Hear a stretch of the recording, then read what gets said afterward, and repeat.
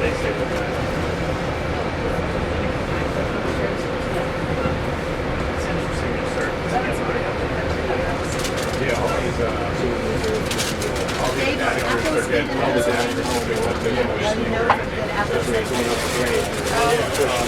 just had one at the hotel that was really good. It was a little. Well, at this point, you're only allowed to power. Yeah. I mean, it always stopped. Oh, I know. I didn't even know it wasn't. I was getting angry. Yeah. I was there because I remember. No, so the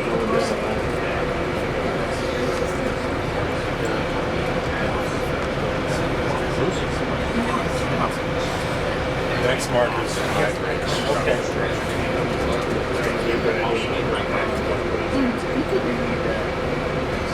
yeah, but each one of the big three has got some sort of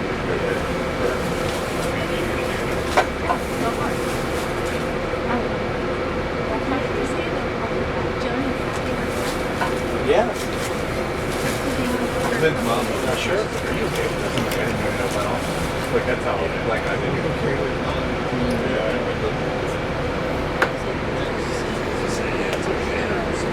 I love it. Yeah.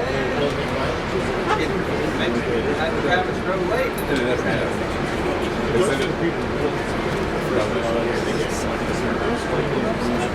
We're close to the big bridge, right? Yeah.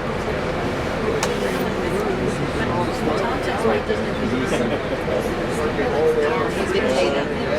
He's so happy. You may want to have your cameras ready for Folks, this we're now one. approaching what has to be the scenic highlight of our trip, the Hometown High Bridge. The bridge in its current form is over 160 feet high and over 1,000 feet long. It is supported by 8 riveted steel towers anchored by 8 concrete piers. The Little Schuylkill River, now just a stream, will be directly below our train. To the left of the train, you can see the dry dam on Nyford Creek. As we go over the bridge, feel free to take all the damn pictures you wish.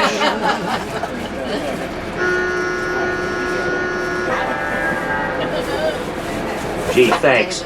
Anyway, to give you a little history of the Hometown High Bridge, the first incarnation of the bridge was completed in 1870 when this line was first built. It was made entirely of wooden timbers.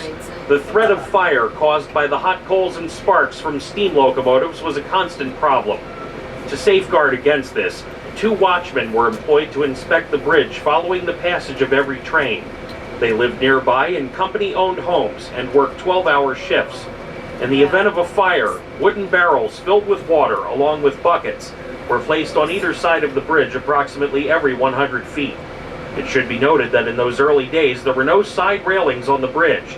However, the wooden structure was built in such a way that any piece of timber could be removed and repaired without having to stop train traffic from crossing the bridge. In 1896, the wooden bridge was replaced by a steel structure, and in 1931, the Phoenix Bridge Company rebuilt the bridge into its current form. It was originally intended to be a double-track bridge to carry a planned main line running between New York and Chicago. During World War I, owing perhaps to its strategic location, the bridge was guarded by soldiers against trespassers and intruders. During World War II, security guards provided by the railroad watched the bridge around the clock. The last time the bridge was guarded in such a manner was during the 1948 presidential campaign of Harry S. Truman. Truman traveled over 30,000 miles across 28 states, giving over 350 speeches from the platform of his private rail car, the Ferdinand Magellan. The famous news photo of Mr. Truman holding up the November 3rd, 1948 Chicago Tribune article erroneously proclaiming Dewey defeats Truman was taken from the platform of the Ferdinand Magellan at St. Louis Union Station.